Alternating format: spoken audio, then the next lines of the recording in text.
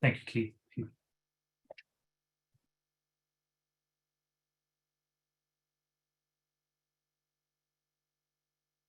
Okay, my clock is reading 12 Central. Welcome to the Tree Fund webinar series. It is a pleasure to have everybody on for our last webinar of 2022. We're kind of in that spot between Thanksgiving with the Christmas holidays right around the corner.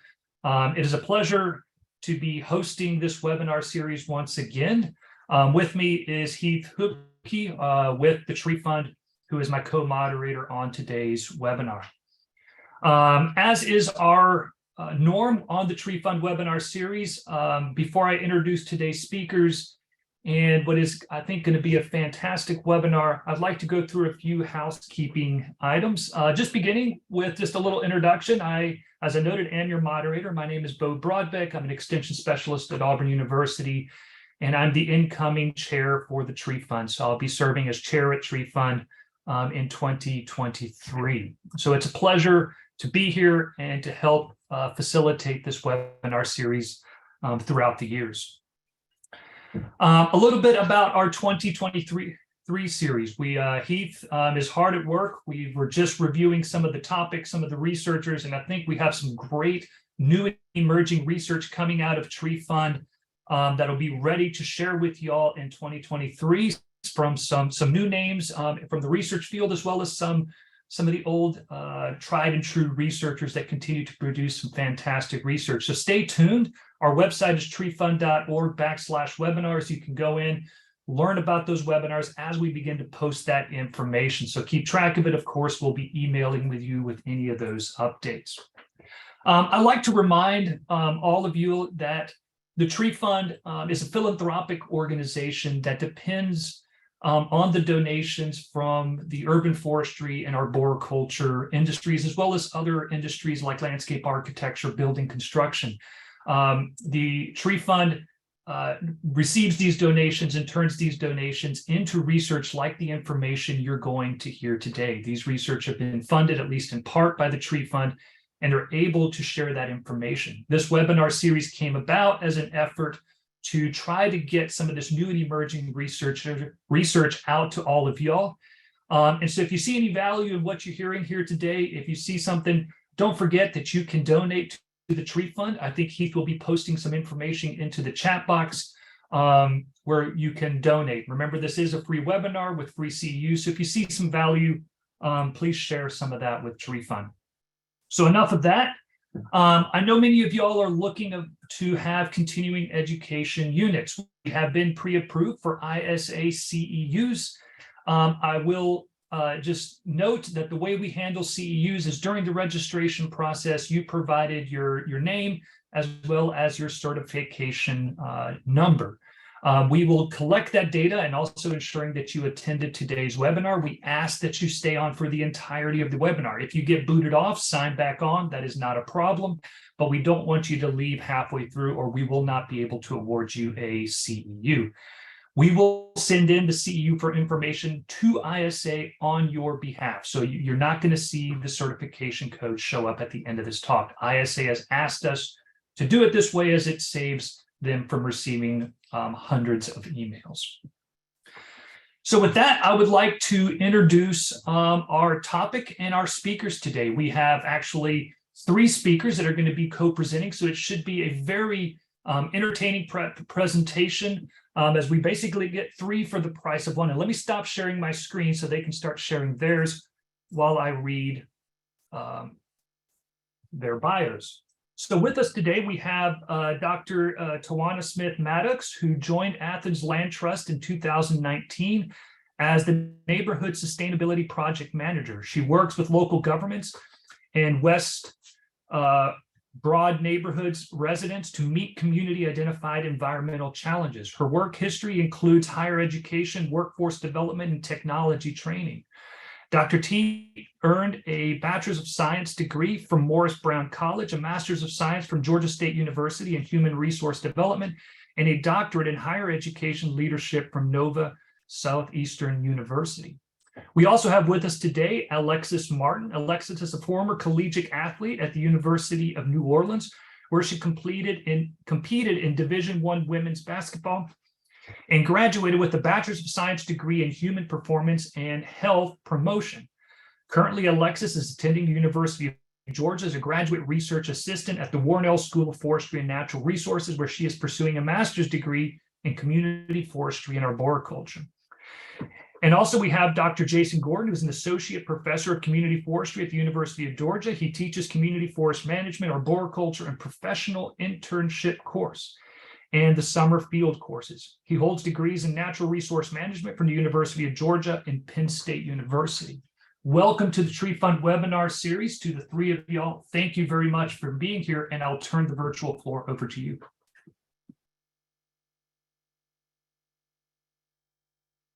Okay, thanks, Bo. I had to unmute there. I'm going to go back to the first slide.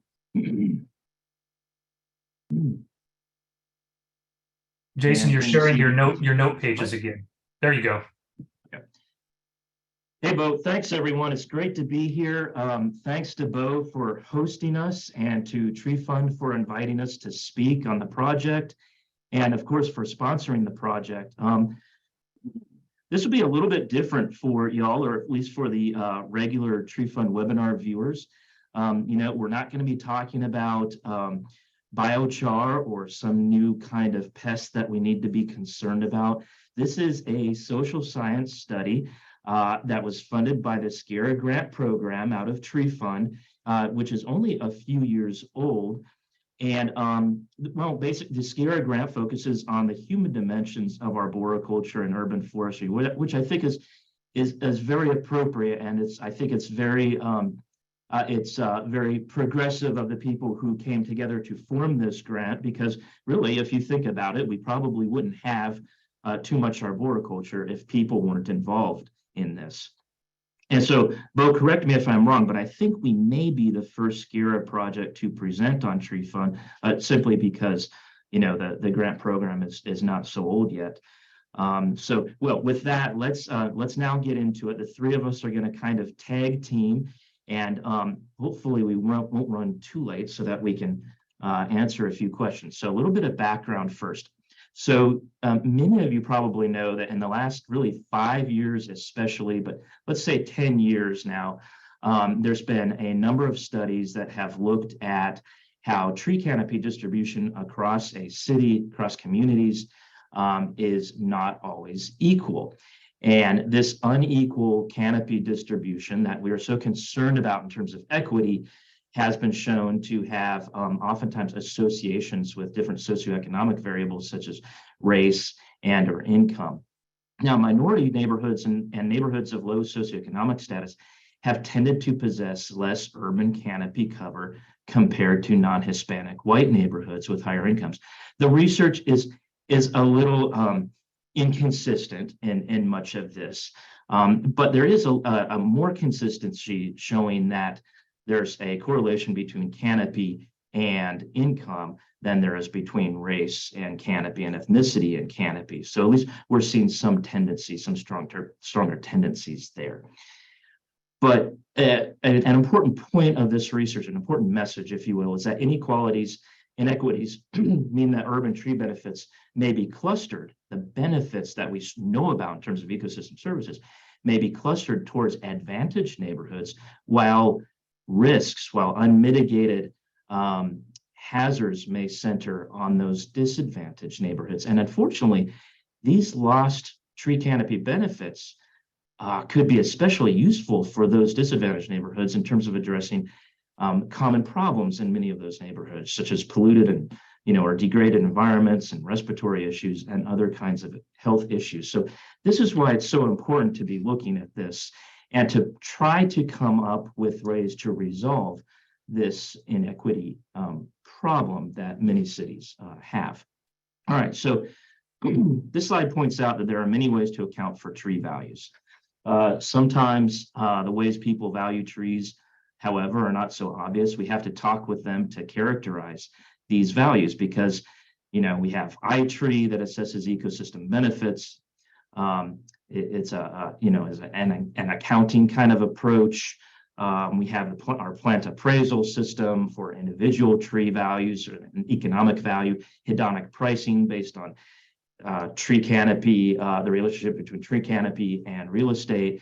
And, we can put a mail survey out there to look at sort of willingness to pay for tree benefits and other kinds of ways of measuring values. But sometimes you just got to get into where people live and talk with them to get some of these values that are difficult to articulate, difficult to express in so many ways. So, and that's one of the sort of the challenges with these tree canopy distribution studies that I talked about, is because they're fairly descriptive. They give them really important information, descriptive wise, of where we have more canopy, where we don't have canopy, and how that's connected to benefits primarily.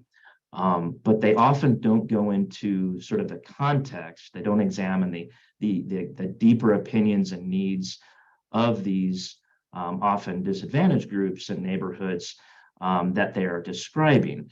And this is interesting. I remember right when we were creating the proposal for this project, there was an article that came out, and I wouldn't say, I can't remember the source. It was a newspaper, I think. And the journalist interviewed a number of researchers looking at tree canopy studies, and specifically some case studies that were going on, but they never went and talked with the residents who lived in these case study sites, which I thought was kind of interesting and a little ironic, not to ask them what they think. So in the end, we found that there's been fairly little work on understanding the sociocultural processes, such as worldviews, values, attitudes, behaviors, the social positionality of that influence ways that diverse groups think about urban landscapes. In other words, the way race and gender and social status are wired into systems that then have an effect on attitudes towards landscapes, and particularly trees, right?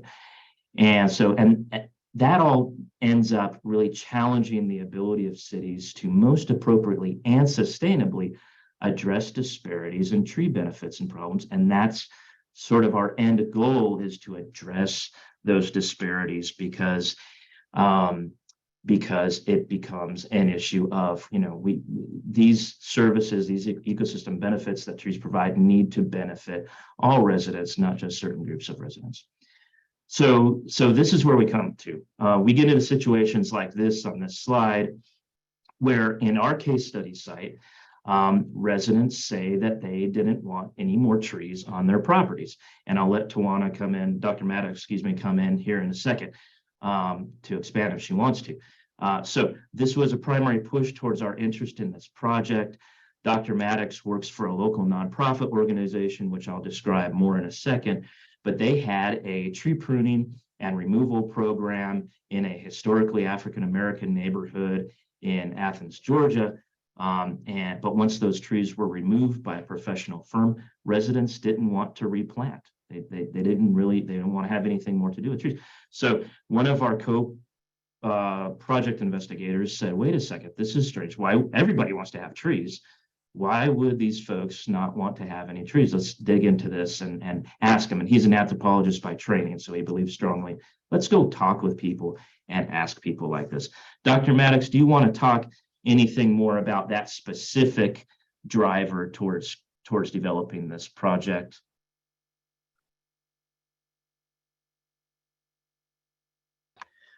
Yes, the drive came out of a larger grant that we had, and where equity was at the core of the grant.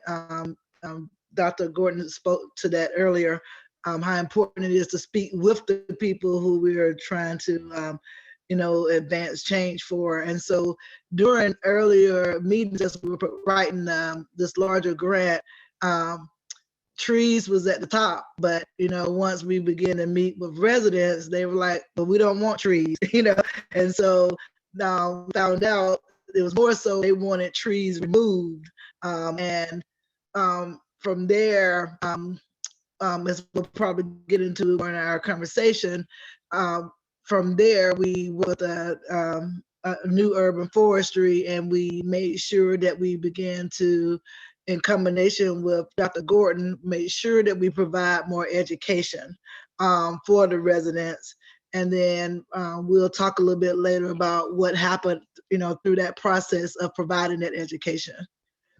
Do you want me to elaborate, or are you gonna go further later? That's probably good. I think we're going to get more into it in a little bit. You're on mute. That's probably good. I think we're going to get more into it in a little bit. Can you hear me? Yeah, you sound good, Jason. Okay.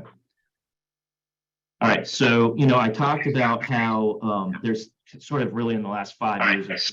So, I talked about how I'm getting feedback. Sorry.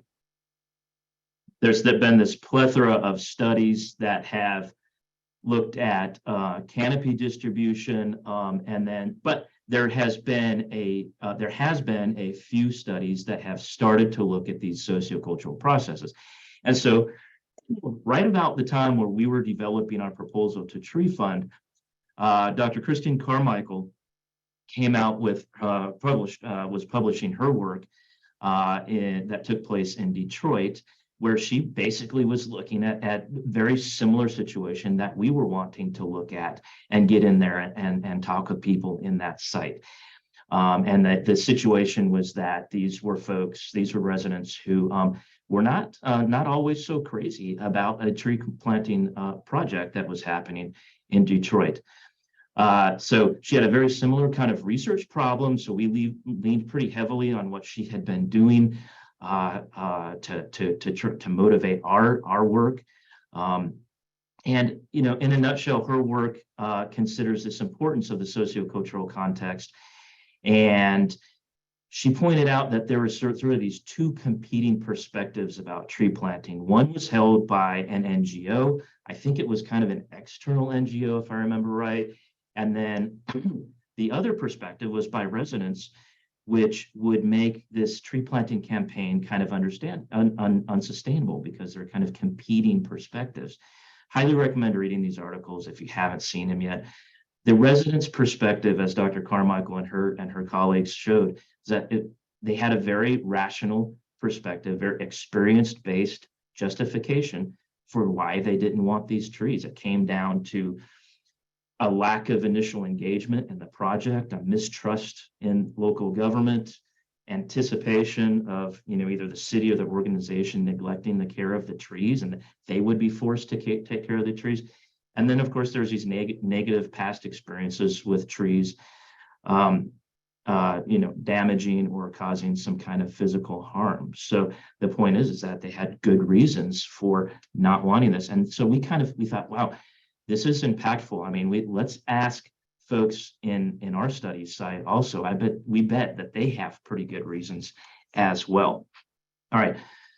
So we need to better understand the types of these place-based contexts for tree values and risks and understanding of benefits, because we know that a one-size-fits-all approach to understanding values and therefore communicating benefits often doesn't work.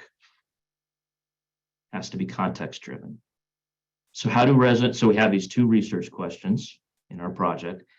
How do residents perceive neighborhood tree benefits and risks? And what are the impediments to residents' experience to enjoying having full appreciation of these tree benefits? I'm going to run through the methods, the study location and methods fairly quickly here, because we really want to get to the results and the discussion, of course. So this took place in Athens, Clarke County. Particularly for international listeners, this is in the state of Georgia and the southeastern United States. Athens, Clarke County is a consolidated city county, so the statistics I'm about to say are for the entire county. It's all governed and measured as one entity. This is a college town. The University of Georgia is here since 1785 with 40,000 students. Athens, Clarke County has almost 215,000 full-time residents, of which 56% are white, 24% are African American, which I think has dropped since the 2010 census. And as people have aged particularly in the center part of Athens, sort of close to downtown area, people have aged and home prices have increased dramatically over the last several years. So the historically African American neighborhoods have begun to gentrify. So that's kind of important contextual characteristic that we have to be wary of or aware of as we're talking about this study. A little bit of tree canopy information. Athens did an iTree study in 2021. 58% of Athens Clarke County has tree cover. Water oak and sweet gum are 31% of the species distribution. And so it comes out to about 1.7 million public trees, 11.7 million private trees, and of course, millions of dollars in terms of annual tree benefits as calculated by iTree. In terms of activities, we used 2 activities. We did a few more, but this is Alexis's master's thesis as well. So for her thesis, she's focusing on these 2 particular activities. One is the photo elicitation, and the other is focus groups. With the photo elicitation, this is where we gave participants disposable cameras. And for any of you who are over the age of about 40, you wouldn't believe how difficult it is to purchase disposable cameras and then get them developed. We ended up doing it, figuring out a way. We had them take photos. We gave them some guidelines to help with that. The setups, the sampling was helped incredibly by Dr. Maddox through her large network in the neighborhood. And then we sat down with them after the photos were developed and discussed the photo, the meanings behind the photo, and had some sort of broad, open-ended questions that you see here about their concerns, their perceptions of landscape change, attitudes towards trees, and so forth. 4 of us conducted the interviews, including Alexis, myself, Dr. Showhouse with the Forest Service, and Dr. Maddox was at every single one of these interviews, as well as the focus groups. So the focus groups included an activity called community mapping. We conducted 3 focus groups. There's about 10 people per session. And we asked these questions about their outdoor experiences, how much time they spend outside, again, neighborhood changes, landscape characters as concerns, and then we mapped concerns and assets of the community. The focus groups really helped to, by forcing people to think about space and spatial context of their community, it helped them to sort of situate things within that space. And so they were able to both validate the interviews, but also think about the data generally, their community in kind of a different way, in a spatial kind of context, which helps all of us think about where we live and what goes on where we live. This was all interrupted, by the way, because of COVID. There was times when people just did not even want to go outside, let alone talk with us. And so COVID did have an impact somewhat on this research, as it did on many other research studies. I want to say just a second about take a second to talk about the project organization. So we had Athens Clarke County government. This at the time was led by his title was the Community Forestry Coordinator, Mr. Rodney Walters, who has since moved along, but I just can say that he was in Athens just an outstanding city forester, city arborist rather, and just really cared very much about how trees impacted the entire population of Clarke County. The second person was Dr. John Showhouse, who is a now researcher emeritus with the U.S. Forest Service and an anthropologist. And like I said, this was to a large extent was his sort of question, his research question that came up as he was volunteering with Athens Land Trust, Dr. Maddox's group, University of Georgia, represented by myself and Alexis. What's important with UGA is that there is a history of town and gown conflict, as there is with many college towns. And so we had to be very wary talking with participants about some of this conflict that has happened in the past regarding the university's impact on Athens, and particularly some neighborhoods of Athens. And then we have Athens Land Trust, who is represented by Dr. Maddox. That is a local nonprofit that has been around since 1994. It is the gateway, and Dr. Maddox has been the gateway to the study site and to the people who live here. That is very important. I'm not going to say too much more about that because it'll come out when we talk about results and discussion, but incredibly important to this project. And we would not have been able to get into the community and be talking with people were it not for ALT and Dr. Maddox facilitating that communication. Athens Land Trust is a community land trust. It's a nonprofit organization governed by a board of community residents and other public representatives. And it focuses on providing housing opportunities for families and communities. But as this quote says, shows by one of the founders, it's one of the few organizations in the country that is also a conservation and community land trust. And this is important to our research project because it develops both rural and urban agricultural projects, and in addition to housing projects, and as well as conservation of land and urban green spaces. And so this is all done within this framework of sustainable development. So they intertwine these issues of affordable housing and conservation and sort of environmental issues as well.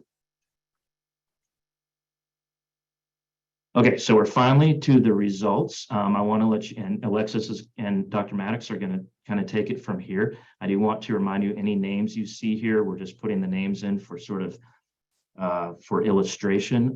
We're using pseudonyms with these quotes, and the quotes are just sort of, again, illustrations or representations of some of the themes that we have found. And we're not talking about all the themes that we found during the project here. We've just sort of picked out some of the themes that we found are particularly important, and of course, that are particularly important in terms of answering our research questions.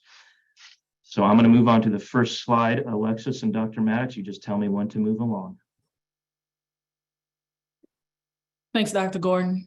Yeah, like he said, I'm just going to go over some concerns and benefits expressed during our interaction with the community and highlight some of the things, like he said, not all of them, that emerged throughout our data collection.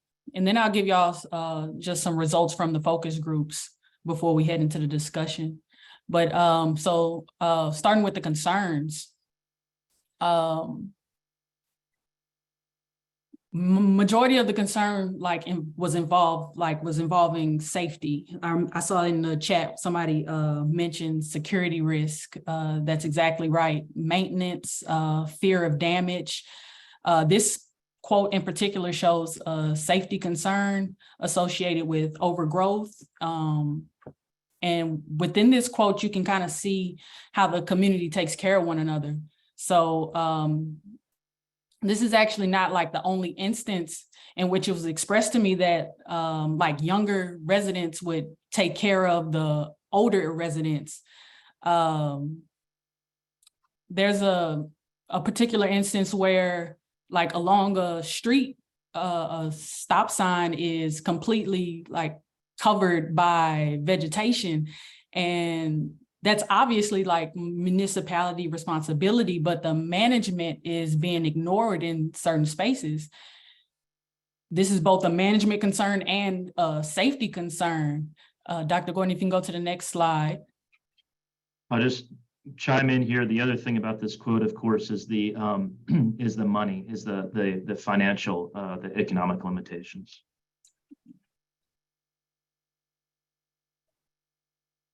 Yeah, so going into this quote, the destruction again comes up. Like we want trees to grow, but tree roots can also impact the infrastructure that we have in and around our houses. And the concern comes back to what Dr. Gordon just mentioned. How will this get fixed? That's economical resource that some of these people like don't have. So breaking ground to fix certain amenities, that can be rather expensive. So And wanting to increase our canopy, we also have to understand some of the reasons why we might not want to plant trees in and around our houses. So I'm going to mention another response that a resident expressed to me, would be like every time that it would there was a storm, their family would be sort of stressed because of the fact that there was a lateral branch hanging over their home. So at a certain point, that limb actually did fall and it shook their home. Luckily, it didn't go through the roof, but that's a scary situation. And it's like it's a lot of different factors that come into play when you have scenarios like that. And this stress could be mitigated with proper maintenance, proper management. But as the residents have expressed, this maintenance isn't being done consistently for the most part. We're going to go to the next slide and talk about some of the place attachment. I'll just, Dr. Maddox, do you have anything to add at this point?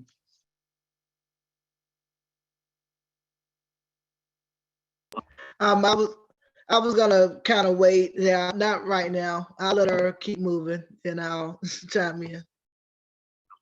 Yeah, let's just. Okay. So concerning place attachment, these quotes here kind of express like the history associated with trees and the times that have come and have gone, but the trees are still here. One of the residents that I engage with quite often consistently reiterated that like if trees could talk, they could tell us a lot. And that same resident expressed in both the mapping exercises and their individual interviews.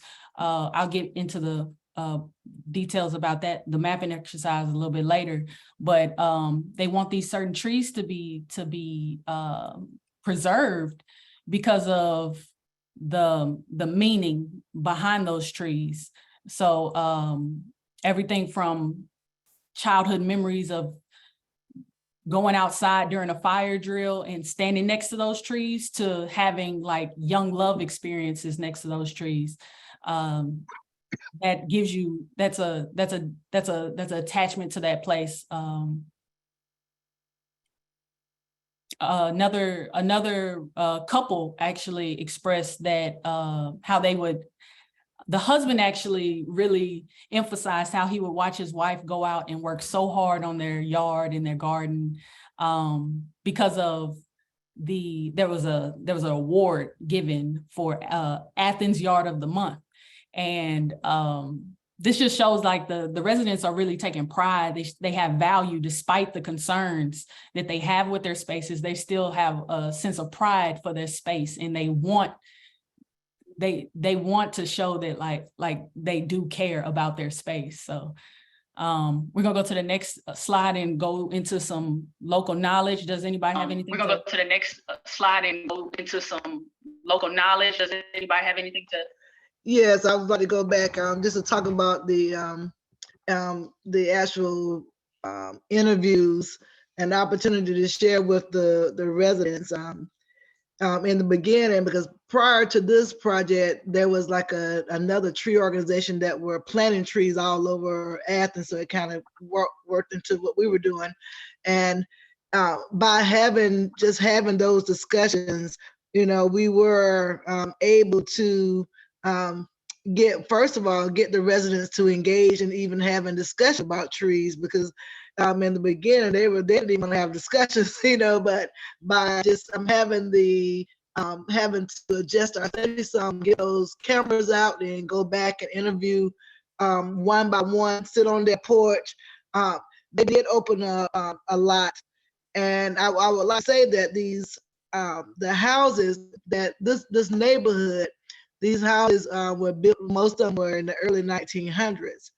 And most of the residents, as we can see from some of the ages listed in our slides, they, they are a second generation or third generation homeowners in these homes.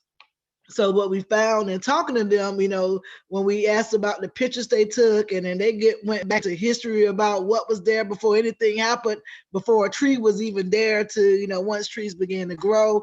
And then they were actually excited about those earlier years, but many of the residents were older now, and as someone did say about the security, there was an element of now these trees are grown up, these branches are falling down. We are afraid of, what would happen if our roof is messed up, because now it's financial, it's economics as well. So they didn't start off with that feeling of I hate trees, and they still don't feel like that, but it was a feeling of, growing up that was leisure. Now, is real when it comes to our fears about our trees.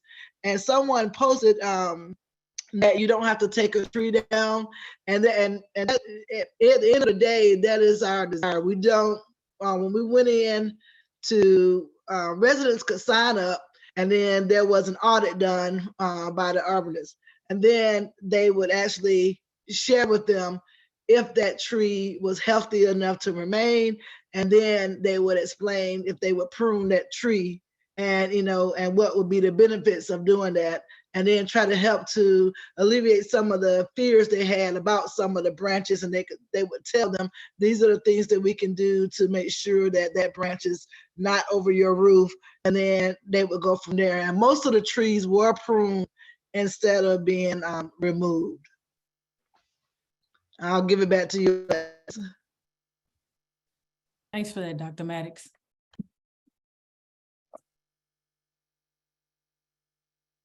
Yeah, so the going into the local knowledge that's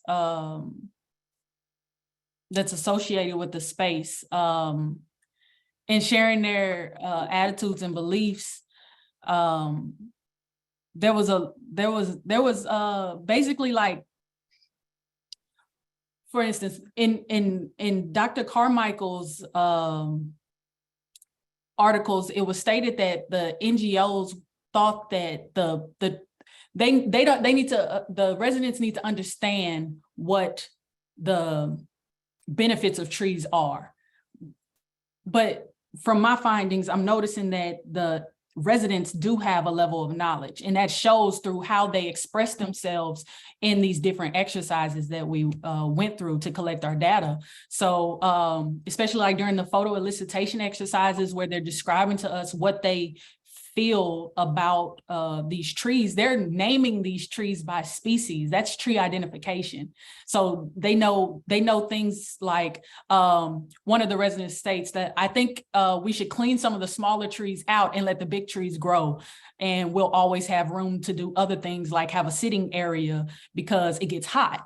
So that's understanding that the trees give a certain level of shade, right? Experiential knowledge. And then goes a little bit further and goes and tells me that, like, especially those willow trees, they give you the best, they give you the most, they give you the best cool breeze or whatnot on a hot day.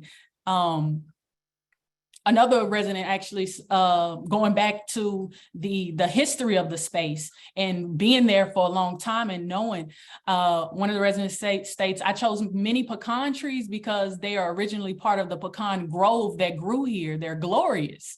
So it's been there. And they understand the value, the benefit, and going from the knowledge, we can then go into the benefit. So Dr. Gordon, if you can go to the next slide. This quote in particular is from, we're going to call him Mr. Lester, and he definitely recognizes the benefits of trees and expresses those benefits to the community. He's a volunteer with one of the organizations with Athens Land Trust, And he says that he teaches the youth about tree benefits and needing to plant trees, but he doesn't go into the managing of trees in terms of caring for them and pruning them, irrigation and other things, other activities like that, because he doesn't have that particular background. But he speaks at length about how important trees are. And just again, it's not just one time that we received information, received statement that about the tree canopy providing cool space and lowering temperatures. I have another quote saying the neighborhood has a nice canopy and keeps the area cool. So they understand that, but that shows that there is experiential knowledge that understands the benefit and the value of those trees. And then we can go into the next slide, which is expressing those values.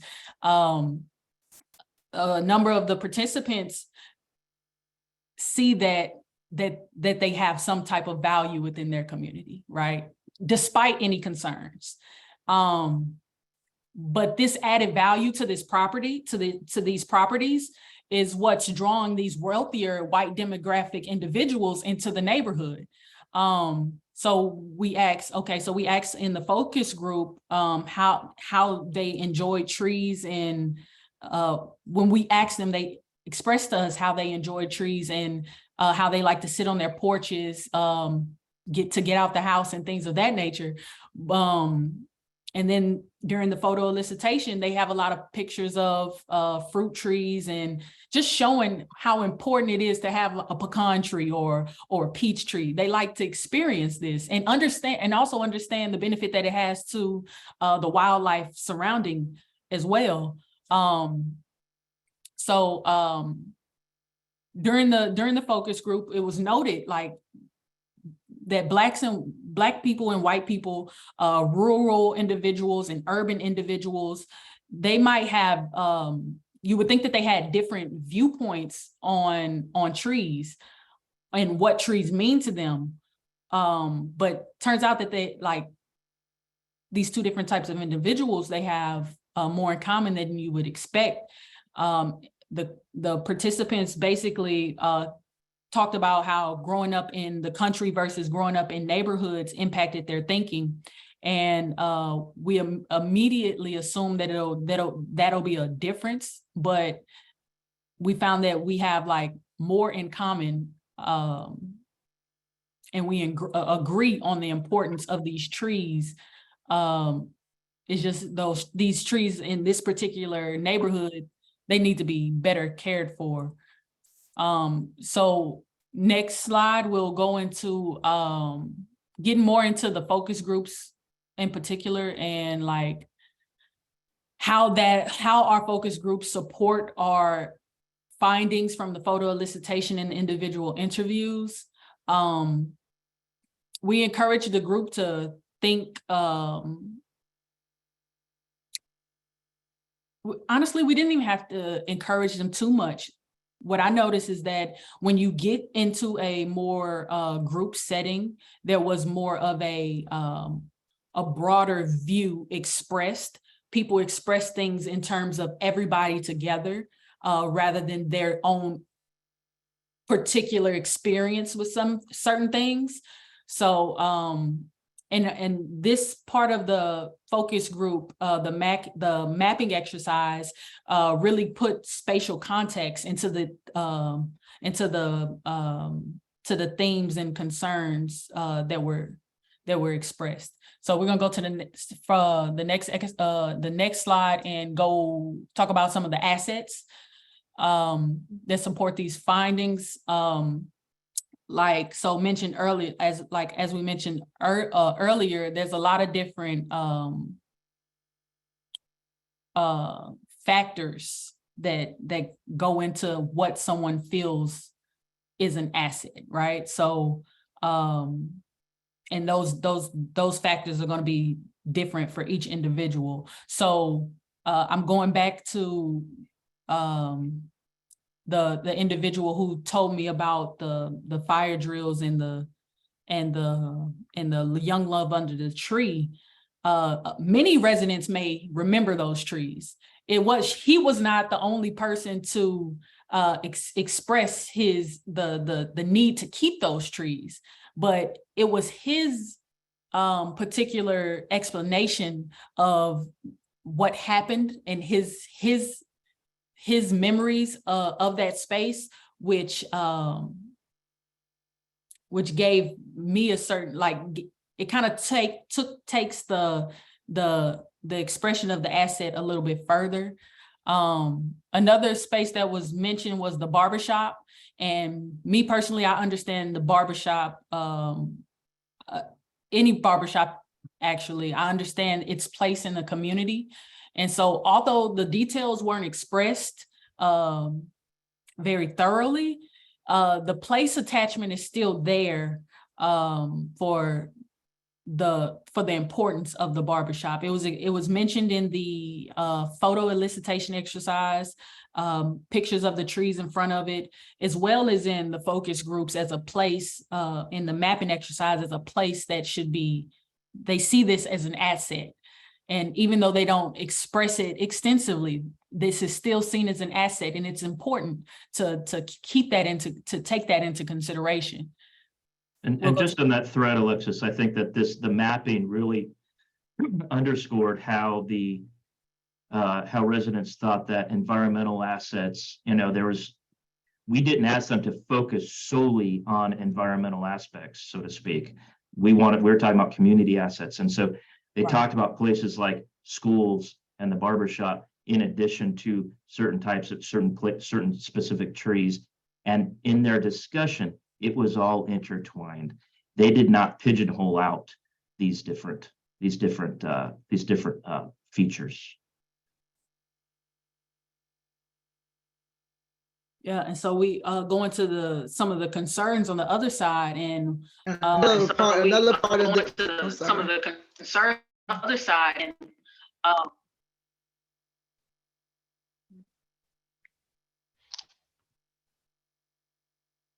Dr. Maddox, go ahead. Dr. Maddox, go ahead. Another thing, in terms of the assets, also the residents, they began to develop some thought, which led to another workshop on how to advocate, for themselves in terms of whether it's the nature, whether it's the trees, and which they did with a big tree that was in a certain location. They allocated to, which was a hazardous tree. It was humongous and it was hazardous. They worked together in this exercise. We talked about, what they found as assets, as well as who do they believe could best assist them with helping them to meet goals in terms of what they thought those were. And they did talk about a lot of environmental types of things. And then one thing they had done was work with their commissioner. And so this group has also began to learn how to advocate, how to organize, so that they can get, the assistance they need in terms of some of maybe the larger trees and older trees in their neighborhoods that may be quite, for them, appear to be hazardous. And so this exercise also helped them in that manner, not just to list things, but also to determine how to get needs met. Mm-hmm. So Alexis, if you wouldn't mind kind of keeping this slide a little briefer, because we're right at 1:48 p.m. Eastern time. Okay, yeah. So I'll just go through the concerns really quick. One of the major things that was reiterated as well was the graveyard. It's a historically African-American graveyard, come to find out from the community's statements. And one of the residents took me to go see it, and we walked to observe the stones. And I can agree that it's very poorly managed and maintained. Some of the statements received told me that it used to be worse than what it is now. And so even me going more recently, it was still difficult to walk through respectfully, right? So the paths weren't delineated and the vegetation is overgrown. The space isn't really that accessible to the residents. And I asked them, like, what do you think is the reason behind this? And they basically tell me, like, it may be like the lack of knowledge of knowing that it's there. Because it doesn't get as much attention as other graveyards in the area. Another concern would be the flooding, is mentioned in two different spaces, one in a parking lot at a gas station and one at a residential property. And going further into the residential property, one of the residents expressed the concern for the flooding that occurs in their yard every time it rains, but they call, but they're not really getting any progress on getting it fixed. So it never they never receive the assistance that they need. So though that just aids in the mistrust of local government. So yeah, I guess we could go more towards, and I'll hand it back to Dr. Gordon and we can go into the discussion. So we'll just cover a couple discussion points here. I'm going to kind of skip through some of these. So one of the major things we are looking at is that as Alexis and Dr. Mattis discussed, risk perceptions seem to have some kind of association with age and income or wealth. And this is pretty consistent with almost all the risk perception literature. Older participants tended to express stronger concern and negativity towards trees than younger people. Cost of a removal was a major conversation piece when we were talking with them. Without addressing this issue, that of concern that a tree will cause harm, participants are really kind of limited in their capacity to enjoy tree benefits. It's not just about money, though. They, as Dr. Maddox said, they really didn't know oftentimes where to go for help. And that's one of the reasons why those focus groups were so important, because the focus groups facilitated this discussion where people learned from each other, participants learned from each other. So it's important, as we said throughout the results, that the interest in trees is distracted by really other immediate concerns. A lot of this data was collected in the summer of 2020. And so there was a lot of stress and issues that this neighborhood was facing. And so as that one quote mentioned, as it showed, sometimes we had to dig down quite a bit in order to receive an articulation of what people thought about trees. And so at the beginning, they might say, well, trees don't really, it just causes problems, leaf drop and hazard and so forth. But then, particularly when we started talking about people, what would happen if there wasn't trees in this neighborhood? People started expressing a different kind. They started retracting that and thinking about a different kind of value towards trees that maybe they hadn't considered immediately, right? And this is just illustrative of sometimes it's difficult to express different values. So, tree care, again, is in our study, we would define it as an environmental justice issue that has to be addressed as much as pollution or other more dramatic issues. I'm gonna open this up real quick to Dr. Maddox and Alexis to expand on in terms of this being an environmental justice issue.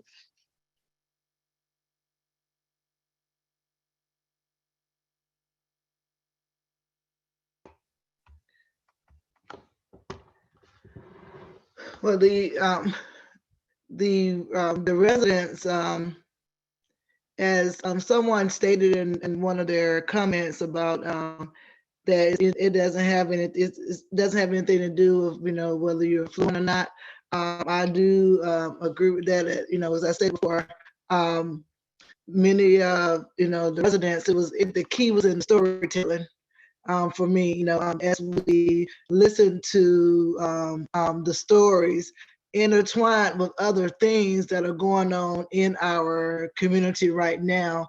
The residents, they understand this as an environmental justice issue, because there are different talks. There are commissioners who are working with parts of the community, and they are seeking again support to remove mainly the trees again that they feel are hazardous. That's what I found most intriguing, is that once we got residents to talk, they were not so concerned about trying to cut every tree down as they were prior, when another organization were trying to give them trees, and they were like, no, I don't want any trees. But once we began to actually talk with them, it was just more about the hazard. It was more about what they felt was not being supported socially, environmentally, so they feel safe, in their neighborhoods. And so I think one of the big questions is, how can cities address this issue as an environmental justice issue, which somewhat of, and what we're talking about is not so much on the right of ways, but within the private property itself. And somebody out there might have an answer for this question, but I was told a couple years ago from Arbor Day Foundation, I believe is where I heard this at the Partners Conference, that there are some municipalities that are somehow subsidizing pruning and removals on private properties based off of income limitations. And so, but I don't have any other information other than that. But that's something that potentially, if it's not thought about, maybe should be thought about. So the bottom line, the bottom question for this, and this is the Skiera program question, is how can we foster better communication about benefits to diverse stakeholder groups? One is, as Alexis said, maybe think less about communicating the standard kind of benefits, and definitely less about communicating my values, but first understand and appreciate what that community values and the benefits that they place, that they see from these particular trees, which are maybe a little bit different than carbon storage and stormwater mitigation and things like that. And then overall, to take a broader kind of more holistic community development approach, understand that trees can contribute to place attachment, just what Alexis was describing as in terms of symbols in the landscape, or social memory and things like that, and do not ignore other important issues and tie these things together. Trees are connected to cooling cooling issues in communities that have homes that are not properly or have issues as far as heating and cooling. So just kind of intertwining these issues together. And that's what Dr. Maddox was talking about in terms of this environmental justice kind of thing, where we don't pigeonhole these different topics, these different themes. And then finally, I would say, don't communicate just the benefits, but it's important to be transparent and forthright about the risks. And I'll finish with this slide. Alexis talked about an important community leader, in our focus groups. In particular, this leader he became excited to talk about the topic and motivated. And in that, we talked about how in the focus groups, people learned from each other. We all learned from each other. And, so it occurred to us that it was so important to have peer-to-peer education and leadership. And, maybe, Jason Gordon walking into the community with a PowerPoint is not the best way to go in terms of benefits to diverse stakeholder groups. Maybe it's better to have these tree champions, so to speak, like Mr. Lester, and then also have these partnerships in the communities, such as Athens Land Trust, that can be trusted, maybe churches in our case, which are very trusted in our area. And then I would say always if it's possible, have a very good tree care firm as part of those partnerships. And I'll stop talking there and let Alexis and Dr. Maddox wrap things up for us.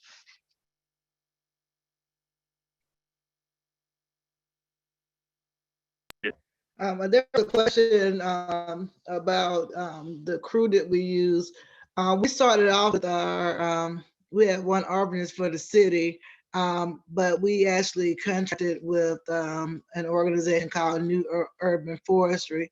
And they are arborists, but they do have a social focus. And they were very, they were very important to the process because they are community educators at heart.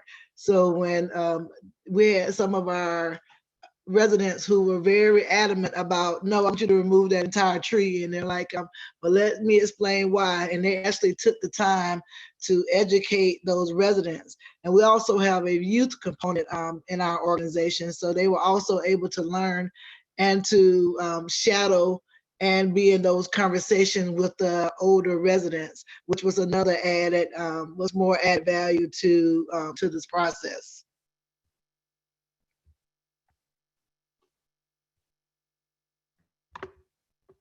So Bo, we're at 2 o'clock. I think someone stated that, you know, about using CDB. So Bo, we're at 2 o'clock. I'm not sure how you.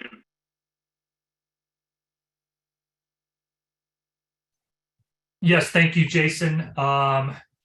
We have reached the top of the hour. I want to thank you, Dr. Maddox, Ms. Martin, and Dr. Gordon for a fantastic presentation. It was, you know, as Dr. Gordon noted at the beginning with this webinar that, you know, our last webinar was ground penetrating radar, and now we're talking about some of the some social science topics. And I think today really did justice to a you know, an ongoing topic and a really important topic that we have in forestry. And there's that old adage that it's 90% about the people and 10% about the trees. And I think this research really kind of highlights a lot of the difficult work we have to do in urban forestry that's out there. So I want to thank you all very much. We have reached the top of the hour. We do have a number of questions, but in the interest of time, I will share those questions with the presenters, and with their time presenting, maybe they'll reach back out with some of those answers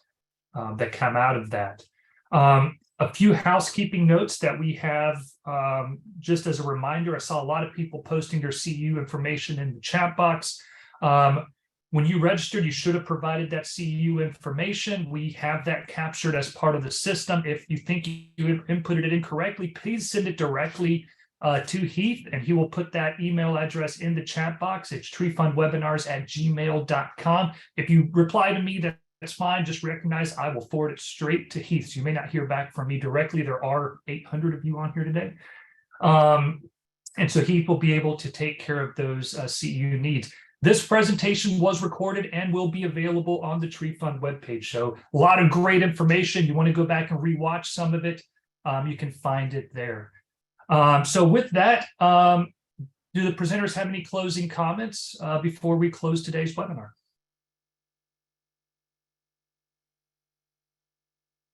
Thank you again for the opportunity. And thanks to the three of you. I think it was great to get the various perspectives on today's webinar. So with that, everybody have a, go ahead, Dr. Maddox.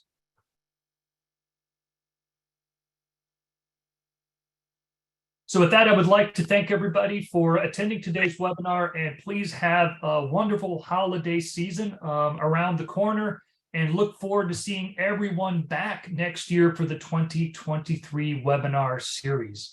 So with that, enjoy the rest of your day, enjoy the holidays and the rest of the year, and thank you very much.